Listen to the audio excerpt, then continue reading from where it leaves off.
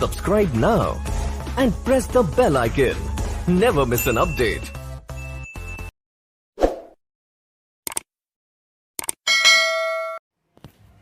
Hello नमस्कार दोस्तों, स्वागत है आपका अपने चैनल वीर फूड जॉब में। दोस्तों सभी व्यूअर्स को गणतंत्र दिवस की हार्दिक शुभकामनाएं। दोस्तों जैसा कि गणतंत्र दिवस का थंबनेल आपने देखा होगा कि इस गणतंत्र दिवस हम शुरू करने जा रहे हैं इंग्लिश ग्रामर की अपनी बिल्कुल बेसिक से क्लासेस, जिसमें दोस्तों अगर आपकी ग्रामर पहले से काफ़ी कमज़ोर रही है या दोस्तों आपको इंग्लिश में हमेशा से ही प्रोनाउंसिएशन करने में प्रॉब्लम होती है या आपको ग्रामर के सेंटेंस समझ में नहीं आती हैं, has, have, had, did, not, second form, third form, दोस्तों ये समझ में नहीं आता है कि कहाँ आपको क्या लगाना है, तो बिल्कुल बेसिक से दोस्तों ग्रामर के बिल्कुल टेंस से आज हम अपनी पहली क्लास लेंगे। यहाँ से दोस्तों पहले हम टेंस लेंगे। देखिए यहाँ समझ लेते हैं एक बार हम बोर्ड पे। ये दोस्तों सबसे पहले हमारे पास आएगा टेंस। टेंस में दोस्तों टेंस 3 प्रकार के होते हैं, जैसे कि आप सभी जानते होंगे, इतना तो बाकी आगे का मैं आपको यहाँ क्लास में समझाऊँगा। टेंस के बाद दोस्तों आएगी हमारी पार्ट ऑफ स्पीचेज़। दोस्तों पार्ट ऑफ स्पीच और टेंस समझने के बाद काफ़ी आसान हो जाते हैं पैसिव वॉइस और डायरेक्ट इनडायरेक्ट को समझना, तो इसलिए हम काफ़ी आसानी से डायरेक्ट इनडायरेक्ट और पैसिव वॉइस को यहाँ समझ पाएंगे दोस्तों। इसके बाद पार्ट ऑफ स्पीच में दोस्तों लगभग 8 आपके noun, pronoun, adjective, adverb, verb, conjunction, interjection, दोस्तों ये सभी चीज़ें आपको देखने मिलेंगी। और मैं ऐसा नहीं है कि आपको यहाँ केवल डेफिनेशन लिखवाई और बस ये पूरा हो गया पार्ट ऑफ स्पीच। दोस्तों बारीकी से समझाऊँगा कि कौन से वर्ड्स को आप एडवर्ब बना सकते हैं, कौन से नहीं बना सकते हैं। आपके वनडे एग्ज़ाम जैसे UP TET, C TET, super TET या जिस एग्ज़ाम में भी आपकी इंग्लिश आ रही है दोस्तों, यूपी में तो लगभग इन्हीं एग्ज़ाम में इंग्लिश देखने मिलती है, साथ में चॉइस भी होती है संस्कृत की। लेकिन आपके सुपर टेट के एग्ज़ाम में दोस्तों आपको ये ज़रूरी नहीं है कि आप एग्ज़ाम है आपका इन चीज़ों का तो ही आप इंग्लिश जाने दोस्तों। ये बेसिक इंग्लिश है दोस्तों, ये तो सभी को आनी चाहिए। हमें पता होना चाहिए कि टेंस कितने प्रकार के होते हैं, किस किस टेंस का हम डायरेक्ट इनडायरेक्ट बनाते हैं, पैसिव वॉइस किन वाक्यों का हम बना सकते हैं। तो आज दोस्तों हम अपनी क्लास शुरू करेंगे टेंस से दोस्तों। तो हम सबसे पहले देखते हैं कि टेंस। दोस्तों टेंस का मतलब होता है वाक्य। अब वाक्य दोस्तों, वाक्य हम 3 तरह से बना सकते हैं। जैसे दोस्तों अभी जो चल रहा है उसको क्या कहते हैं, वर्तमान दोस्तों, और जो बीत चुका है उसको क्या कहते हैं दोस्तों, भूतकाल। मैं आपको हिंदी और इंग्लिश दोनों में समझाता हुआ चलूँगा। किसी भी क्लास का बच्चा हो, किसी भी लेवल की तैयारी कर रहा हो, वनडे एग्ज़ाम हो, स्कूल के एग्ज़ाम हो, high school, 9th, 10th, 11th, ये दोस्तों सभी क्लास देख सकते हैं, ये सभी के लिए क्लास है। यहाँ दोस्तों समझते हैं हम वाक्य कितने तरीके से हम बना सकते हैं। सबसे पहले टेंस के 3 प्रकार होते हैं।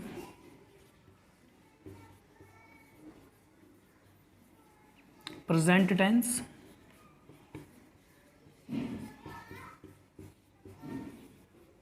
पास्ट टेंस,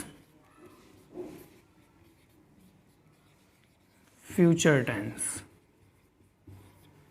हम जितनी भी बातें दोस्तों बोलते हैं अपने मुंह से या सुनते हैं दोस्तों, वो इन सिर्फ 3 ही टेंसों में व्यक्त करते हैं लोग। प्रेजेंट टेंस में जो काम अभी हो रहा है दोस्तों वो सभी प्रेजेंट में आता है। जो काम हो चुका दोस्तों, बीत चुका है, भूतकाल में पहुंच चुका है, उसे पास्ट टेंस कहते हैं। और जो काम दोस्तों भविष्य में आप करेंगे, जैसे कल मान लीजिए कल आपको कहीं जाना है, कल मैं दिल्ली जाऊंगा, तो दोस्तों वो फ्यूचर में आएगा। मैं कल दिल्ली गया था दोस्तों, तो इसका मतलब मैं पास्ट भूतकाल में गया था। मैं दिल्ली जा रहा हूँ दोस्तों, तो इसका मतलब मैं प्रेजेंट में अभी जा रहा हूँ। जैसे स्कूल में आपकी अटेंडेंस लगती होंगी पहले, तो उसमें टीचर जब आपका रोल नंबर बोलता था आप बोलते थे प्रेजेंट मैम, इसका मतलब आप वहाँ उपस्थित हैं अभी प्रेजेंट में। ठीक है, तो सबसे पहले हम देखते हैं कि प्रेजेंट टेंस, पास्ट टेंस और फ्यूचर टेंस। दोस्तों इसको हिंदी में कहते हैं वर्तमान काल। देखिए दोस्तों मैं इससे पहले आपको एक बात बता दूं, अगर आपको टेंस नहीं आते हैं ना, तो आप कोई भी बुक रीडिंग नहीं कर पाएंगे, कभी भी डायरेक्ट इनडायरेक्ट नहीं समझ पाएंगे, कभी पैसिव वॉइस नहीं बना पाएंगे दोस्तों। आप कुछ भी किसी भी लेवल का काम नहीं कर सकते हैं, चाहे वो इंग्लिश का कोई सा भी वर्क हो, अगर आपको इन 3 चीज़ों के बारे में जानकारी बिल्कुल नहीं है। दूसरी बात आती है दोस्तों भूतकाल। पहले जो काम चल रहा है, जो काम हो चुका। तीसरा है फ्यूचर, भविष्य काल। सबसे पहले दोस्तों हम प्रेजेंट टेंस देखेंगे। देखिए दोस्तों, ये 3 प्रकार के होते हैं, इन सभी के 4 टाइप होते हैं सबके। ये भी 4 प्रकार के होते हैं, ये भी 4 प्रकार के, ये भी दोस्तों 4 प्रकार के होते हैं। हम समझते हैं कि वो 4 नाम कौन से हैं जो इन सभी में जुड़ेंगे, बस शुरू का अक्षर बदल जाता है, प्रेजेंट, पास्ट, फ्यूचर। देखिए दोस्तों, पहला प्रेजेंट इंडेफिनिट। दोस्तों प्रेजेंट इंडेफिनिट का मतलब होता है जो कार्य आपका निश्चित ना हो दोस्तों। जैसे वह स्कूल जाता है, तो दोस्तों बस वह जाता है, पता नहीं कब जाता है, क्यों जाता है, कितने बजे, कुछ नहीं पता कहाँ जाता है, तो इसलिए इसका नाम रखता है इंडेफिनिट। इसके लास्ट में आपको ता है मिलता है दोस्तों। मैं अभी 1 बाय 1 ये सभी करवाऊंगा, लेकिन मैं यहाँ शॉर्ट में थोड़ा सा पहले इसका रूपरेखा समझा दूँ कि हम इसमें पढ़ने क्या वाले हैं। प्रेजेंट इंडेफिनिट, प्रेजेंट कॉन्टिन्यूअस,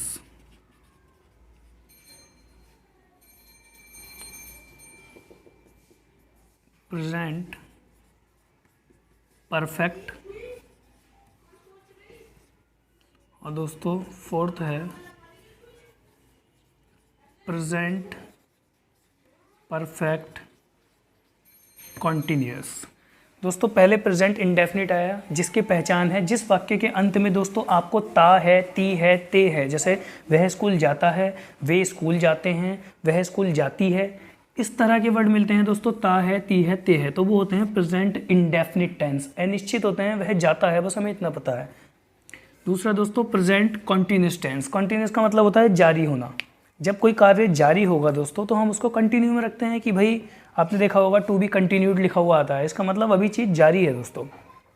जैसे वह पढ़ रहा है, इसका मतलब उसने अभी पढ़ना बंद नहीं किया है, या वह पढ़ता है, ऐसा नहीं है, वह अभी पढ़ रहा है।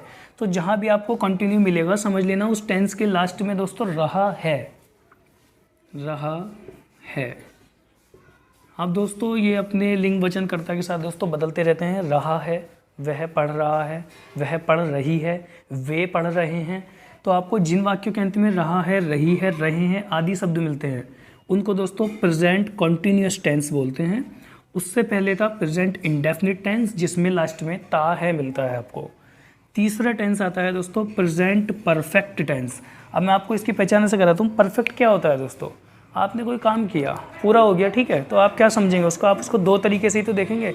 या तो वो काम आपने परफेक्ट किया होगा दोस्तों कि भाई मेरा जितना भी काम था वो परफेक्ट रूप से हो चुका है, और अगर नहीं होगा तो आप उसी को इस प्रकार से दोस्तों अंकन करेंगे। तो यहाँ क्या है, परफेक्ट का मतलब होता है दोस्तों चुका।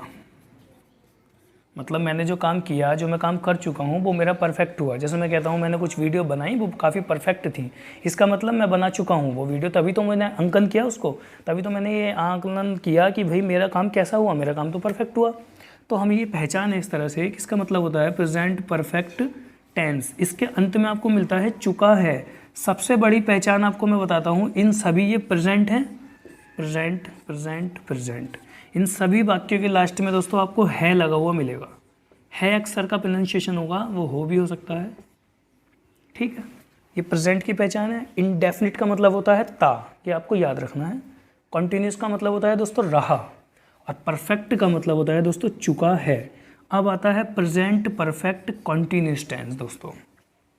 इसमें अब परफेक्ट के हिसाब से चुका नहीं आएगा दोस्तों। यहाँ जो है आपको कंटिन्यूस दिख रहा है ना, इसका मतलब इस वाक्य में रहा होगा जरूर, ठीक है।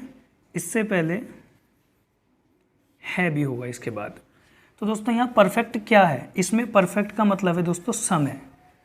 एक परफेक्ट समय पर, मतलब एक निश्चित समय देगा उसके अंदर वो आपको टेंस के अंदर, तो आपको ये समझ में आएगा कि प्रेजेंट में तो काम हुआ और परफेक्ट भी हुआ, समय के अनुसार हुआ। यहाँ आपको समय के अनुसार देखना है। और कंटिन्यूस का मतलब रहा। जैसे वह 2 घंटे से पढ़ रहा है, वह 4 साल से यहाँ रह रहे हैं। जिन वाक्यों में भी आपको रहा है और समय मिल जाएगा दोस्तों, आप समझ लेना कि वह वाक्य प्रेजेंट परफेक्ट कॉन्टिन्यूस का है। तो ये हमने चारों नाम देखे, present indefinite tense, present continuous tense, present perfect tense और प्रेजेंट परफेक्ट कॉन्टिन्यूस टेंस दोस्तों। ऐसे ही इन तीनों के भी दोस्तों 4 होते हैं। सिर्फ ये शुरू में जो प्रेजेंट लिखा है इसकी जगह दोस्तों पास्ट और आपको फ्यूचर देखने मिलेगा। नाम बिल्कुल सेम रहेंगे। जब हम आगे की तरफ बढ़ेंगे पास्ट और फ्यूचर में, तब उनके रूल मैं आपको बताऊंगा दोस्तों। अभी हमने सिर्फ यहाँ प्रेजेंट टेंस देखा। टेंस कितने प्रकार के होते हैं दोस्तों? टेंस 3 प्रकार के होते हैं, present tense, past tense, future tense. Hindi में वर्तमान काल, भूतकाल और भविष्य काल, जिसमें से हम पहला टेंस पढ़ेंगे दोस्तों प्रेजेंट टेंस। प्रेजेंट टेंस के बारे में हमने देखा प्रेजेंट टेंस कितने प्रकार का होता है? 4 प्रकार का दोस्तों। चारों प्रकारों में इन सब के भी दोस्तों 4 प्रकार होते हैं, लेकिन आपको उस पर इतना फोकस नहीं करना है, क्योंकि जब आप सेंटेंस बनाएंगे मैं हैंड टू हैंड आपको उनके नाम बताता हुआ चलूँगा कि कौन सा टेंस कौन सा है। उसमें आपको इतना परेशान होने की ज़रूरत नहीं है, क्योंकि आप ऐसे कंफ्यूज हो जाएंगे कि ये 3 फिर ये 4, फिर इन सब के भी 4 टाइप होते हैं, जिनको हम वाक्यों का प्रकार बोलते हैं। यहाँ दोस्तों वाक्य 3 प्रकार के हो गए, प्रेजेंट, पास्ट, फ्यूचर। प्रेजेंट के 4 प्रकार, present indefinite tense, present continuous tense, present perfect tense, present perfect continuous tense. अब हम सबसे पहला लेंगे दोस्तों प्रेजेंट इंडेफिनिट टेंस।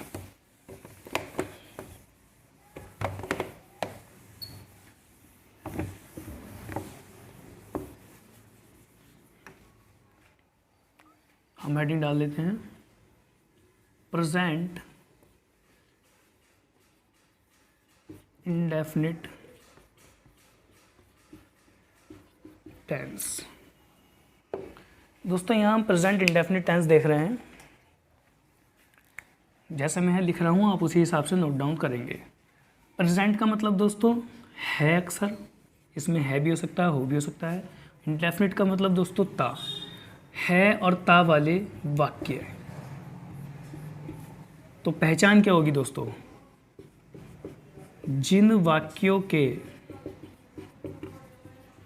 अंत में ता है, ती है, ते हैं आदि शब्द आते हैं, ये दोस्तों प्रेजेंट इंडेफिनिट टेंस की पहचान है दोस्तों। यहाँ से हम आगे बढ़ाएंगे अपनी क्लास को, क्योंकि जब तक हमें पहचान नहीं पता होगी, कोई आपसे पूछ लेता है कि वह स्कूल जाता है, बताइए कौन सा टेंस है, तो आपको सबसे कुछ नहीं देखना है उसने शुरू में क्या बोला, आपको सिर्फ उसके लास्ट के 2 शब्दों पर ध्यान देना है कि उस इंसान ने आपके साथ सेंटेंस में है का इस्तेमाल किया है, तो आप अपने मन में तुरंत सोच लेंगे कि वो प्रेजेंट का टेंस है, सबसे पहली बात। फिर ठीक है से पहले कौन सा अक्षर दोस्तों लिखा हुआ है, जैसे वह स्कूल जाता है। नॉर्मली आपसे किसी ने भी पूछ लिया वह स्कूल जाता है कौन सा टेंस है, तो आपको उसके लास्ट के अक्षर पे ध्यान देना है, क्या लिखा हुआ है। इसका मतलब टेंस प्रेजेंट का है। सबसे पहले एक बात हमें पता चली टेंस के प्रकार की कि कौन सा टेंस है, प्रेजेंट टेंस। ठीक उससे पहले जाना है दोस्तों और देखना है कि वर्ड क्या लिखा हुआ है। अगर दोस्तों ता आ रहा है तो तुरंत आप क्या लगाएंगे, प्रेजेंट इंडेफिनिट टेंस। ये पहचान करने का सबसे आसान तरीका दोस्तों, टेंस को रटाना नहीं है कुछ भी। स्कूल टाइम में रटते हैं subject plus helping verb plus main verb plus object, बच्चों को पता ही नहीं होता क्या चल रहा है। ये देखिए दोस्तों, वह स्कूल कौन जा रहा है, काम कौन कर रहा है, इसको क्या बोलते हैं, कर्ता, और कर्ता को इंग्लिश में बोलते हैं सब्जेक्ट। ठीक दोस्तों, अब हम जो भी इंसान जो काम करता है तो उसको तो हमने सब्जेक्ट बोल दिया। जैसे यहाँ वह कौन है, वह एक कर्ता है जिसको इंग्लिश में सब्जेक्ट बोलते हैं। अब हमें तुरंत जाना है कि ये इंसान जो यहाँ है वो क्या काम कर रहा है।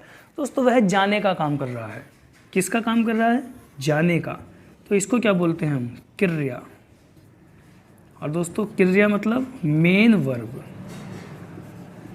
मुख्य काम क्या हो रहा है इस टेंस में, जाने का काम हो रहा है, और जा कौन रहा है, वह।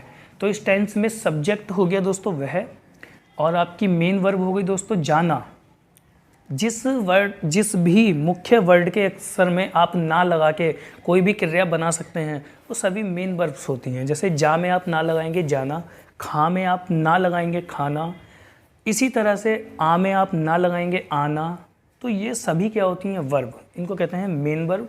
इन सभी की फर्स्ट, सेकंड, थर्ड और फोर्थ, जिसको आईएनजी फॉर्म बोलते हैं, 4 फॉर्म्स होती हैं। तो यहाँ आपको हमें देखने मिला कर्ता क्या होता है दोस्तों, जो काम करता है वाक्य के अंदर। जो काम किया जा रहा है उसको क्या कहते हैं, क्रिया। और दोस्तों जो सबसे अंत में आपको ये मिलता है जिसके हिसाब से हम टेंस बनाते हैं कि टेंस कौन सा है, इंडेफिनिट है, कंटिन्यूअस है, क्या है दोस्तों, प्रेजेंट का है, पास्ट का है, तो ये दोस्तों हेल्पिंग वर्ब का काम करता है। हेल्पिंग वर्ब दोस्तों, हमारा काम किसने किया, वह ने, तो वह सब्जेक्ट कहलाया। क्या काम किया उसने, जाने का काम किया, तो वह क्रिया या मेन वर्ब कहलाई। क्रिया मतलब कोई भी काम, जो काम हो रहा है। साथ ही जिसने हमारी हेल्प करी ये बताने में कि ये टेंस किस काल का है, प्रेजेंट का है, पास्ट का है, फ्यूचर का है, उसको हम हेल्पिंग वर्ब के रूप में लिखते हैं। और दोस्तों वह इंसान जहाँ भी जा रहा है या जिस वस्तु पर वह काम कर रहा है तो उसको क्या कहते हैं, ऑब्जेक्ट। ये 4 बातें अगर आपको दोस्तों पता है तो मुझे नहीं लगता कि किसी भी टेंस में आप कभी कंफ्यूज होंगे। जो काम करता है उसको कहते हैं सब्जेक्ट, जिस प्रकार का काम वह कर रहा है जाने का तो उसको कहते हैं वर्ब या क्रिया। दोस्तों जिस अक्सर से हमें ये पता चलता है कि वाक्य प्रेजेंट का है, पास्ट का है, फ्यूचर का है, उसको कहते हैं हेल्पिंग वर्ब। और स्कूल दोस्तों इसको कहते हैं ऑब्जेक्ट। हम जिस वस्तु पर या जिस स्थान पर कार्य कर रहे हैं, जहाँ जा रहे हैं, उसको कहते हैं हम ऑब्जेक्ट। इतनी बात दोस्तों उम्मीद है आपको समझ में आई होगी। तो प्रेजेंट इंडेफिनिट टेंस, इंडेफिनिट का मतलब निश्चित ना होना। जब किसी चीज़ का निश्चित ना हो कोई बात, जैसे वह स्कूल जाता है, क्या इसमें आपको पता चल रहा है वह स्कूल कब जाता है, वह क्यों जाता है, नहीं पता ना, कैसे जाता है, कुछ नहीं पता।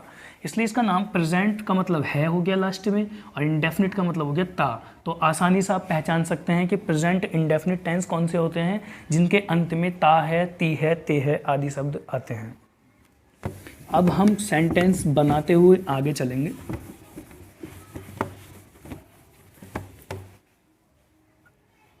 अब देखिए दोस्तों, सबसे पहले हमें ये समझना है कि हमारे पास जो सब्जेक्ट हैं वो कितने प्रकार के आ सकते हैं, जिसके हिसाब से हम हेल्पिंग वर्ब का प्रयोग करते हैं। जैसे देखिए हमारे पास जो सब्जेक्ट आते हैं वो केवल 2 प्रकार के आ सकते हैं। एक वचन, जो अभी वह एक लड़का था तो वो एक ही तो था, वहाँ एक ही इंसान आ रहा था दोस्तों। अगर बहुवचन होगा दोस्तों तो वहाँ काफ़ी सारे लोग होंगे सब्जेक्ट के रूप में और वो अपना कार्य कर रहे होंगे।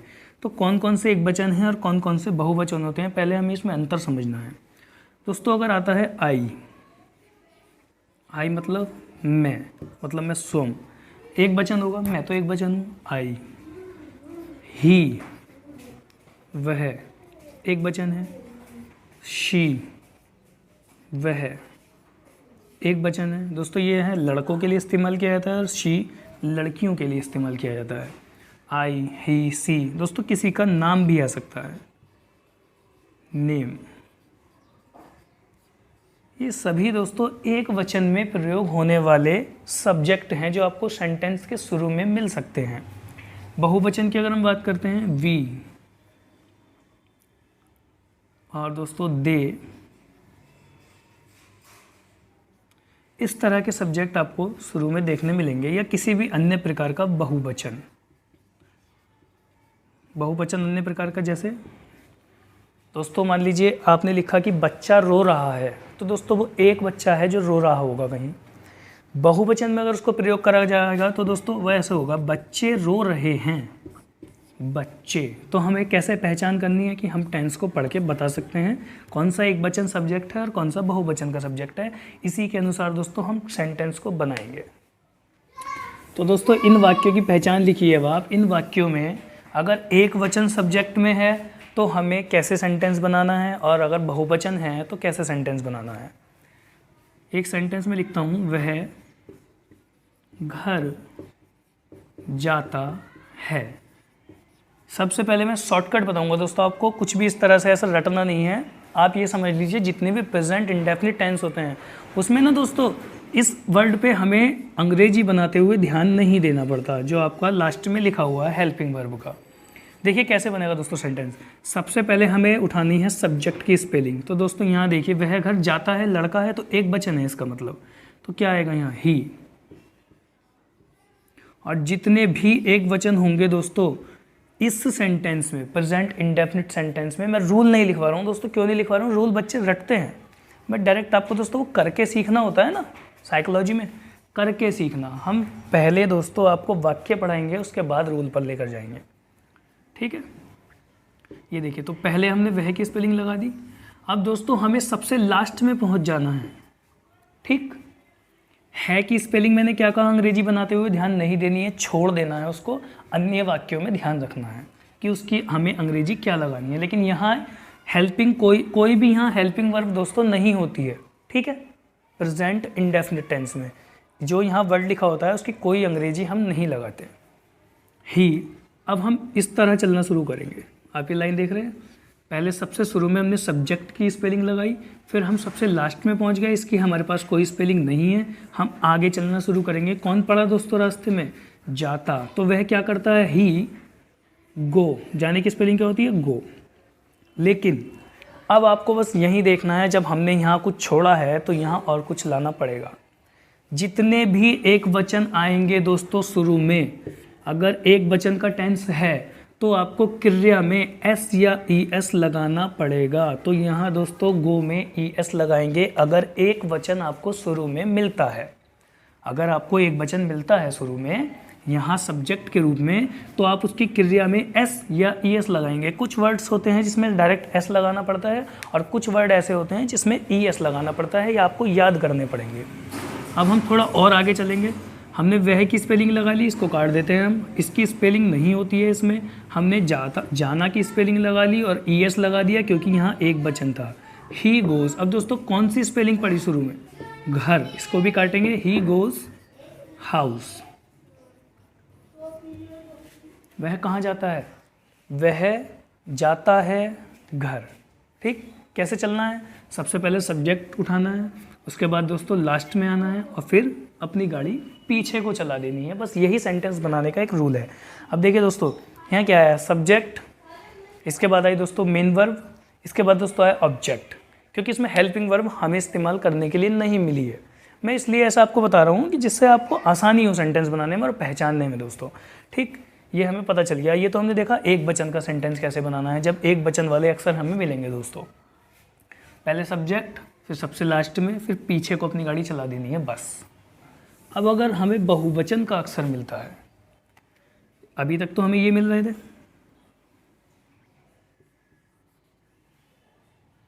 इसमें दोस्तों एक अपवाद है, मैं आपको बता देता हूँ। आई को दोस्तों यहाँ अपवाद में रखा गया है और अपवाद भी ऐसा है कि मैं घर जाता हूँ। तो दोस्तों देखिए सबसे पहले किसकी स्पेलिंग लगाएंगे हम, सब्जेक्ट की, आई।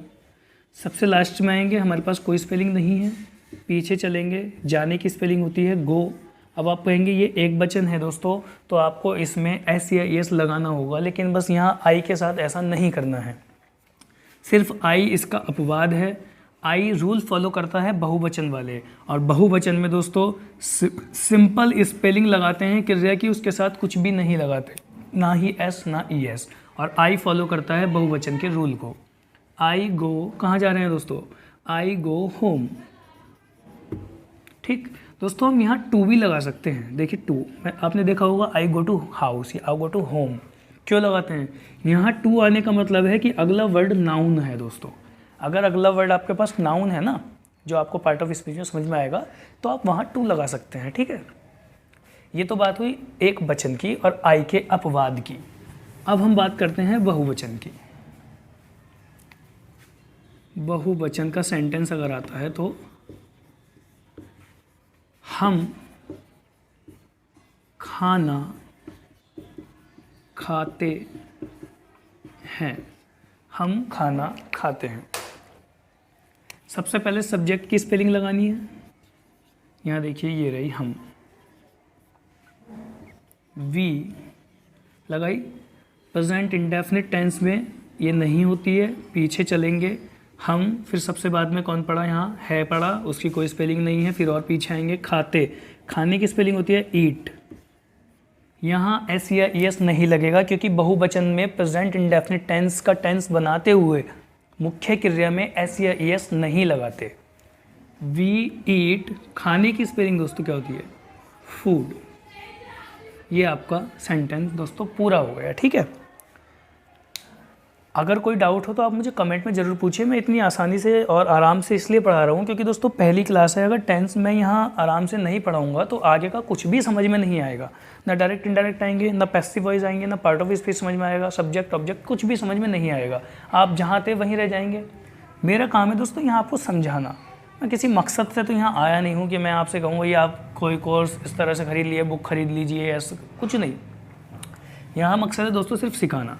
तो दोस्तों एक वचन में एस या ईएस लगाएंगे मुख्य क्रिया में यहाँ, और बहुवचन में नहीं लगाते। साथ में आई भी बहुवचन के रूल को फॉलो करता है, वह अपनी क्रिया में कोई भी एस या ईएस नहीं लेता।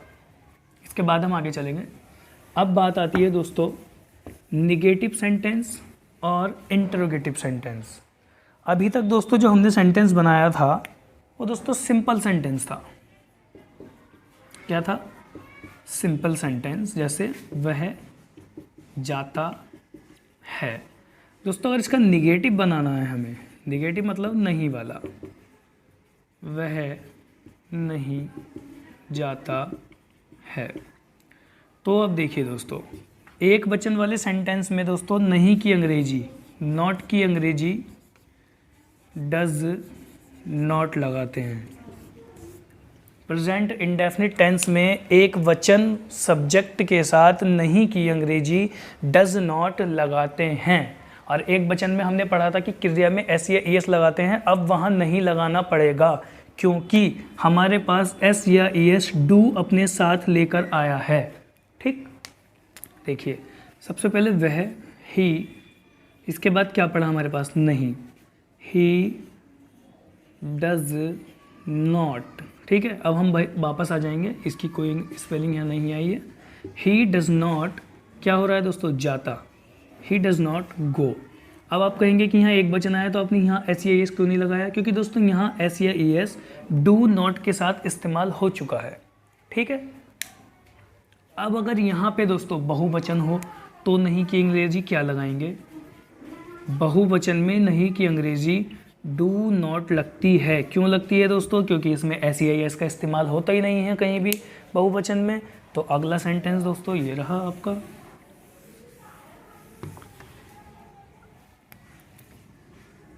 निगेटिव में है ये दोस्तों सेंटेंस। हम दिल्ली नहीं जाते हैं। हम दिल्ली नहीं जाते हैं, बहुवचन में है, और बहुवचन में नहीं की अंग्रेजी क्या लगाते हैं? Do not. वी नहीं की अंग्रेजी डू नॉट। ठीक दोस्तों, अगर कोई निगेटिव सेंटेंस है तो सब्जेक्ट के तुरंत बाद हमें नहीं की अंग्रेजी को इस्तेमाल करना होता है। We do not. अब दोस्तों हम वैसे ही चलेंगे, क्या आया है? कोई स्पेलिंग नहीं। जाते हैं इसकी स्पेलिंग हम लगाएंगे। अब वी डू नॉट, जाने की स्पेलिंग होती है गो। कहाँ जा रहे हैं दोस्तों? पीछे चलेंगे और दिल्ली, DELHI। तो दोस्तों हमने क्या सीखा? सबसे पहले प्रेजेंट टेंस हम सीख रहे हैं। प्रेजेंट में सबसे पहला पार्ट है प्रेजेंट इंडेफिनिट टेंस। दोस्तों प्रेजेंट इंडेफिनिट में एक वचन कर्ता के साथ क्रिया में एस या ईएस लगाते हैं, सिर्फ आई को छोड़कर। बहुवचन कर्ता में क्रिया के साथ एस या ईएस नहीं लगाते हैं क्रिया में। दोस्तों एक वचन के साथ नहीं की अंग्रेजी डज नॉट लगाते हैं क्योंकि हमें एक वचन में एस या ईएस लगाना होता है क्रिया में, जो एस या ईएस निकल के डू के साथ आ जाता है। बहुवचन में नहीं की अंग्रेजी डू नॉट लगाते हैं। ठीक, ये हमने सीख लिया दोस्तों। अब बात आती है क्या वाले वाक्यों की। अगर इन्हीं वाक्यों में शुरू में क्या आ जाए, एक वचन वाले वाक्यों में शुरू में अगर क्या आ जाए दोस्तों, तो जो हम नहीं की अंग्रेजी लगा रहे थे डज नॉट, उसका शुरू का वर्ड डज ही क्या की अंग्रेजी कहलाता है? डज। यहाँ डू नहीं की अंग्रेजी का शुरू का अक्षर ही क्या की अंग्रेजी कहलाता है। सेंटेंस देख लेते हैं, क्योंकि करने से ज़्यादा सीखते हैं बच्चे, रूल्स पढ़ने से इतना नहीं सीखते हैं। देखिए मैं आपको 4 सेंटेंस बना के दिखाऊंगा। यहाँ देखिए 3। सबसे पहले एक वचन का, वह खाना खाता है। फिर अगला सेंटेंस है वह खाना नहीं खाता है। अगला है क्या वह खाना खाता है। अभी हम सिर्फ इतना देखेंगे, फोर्थ वाला हम लास्ट में देखते हैं।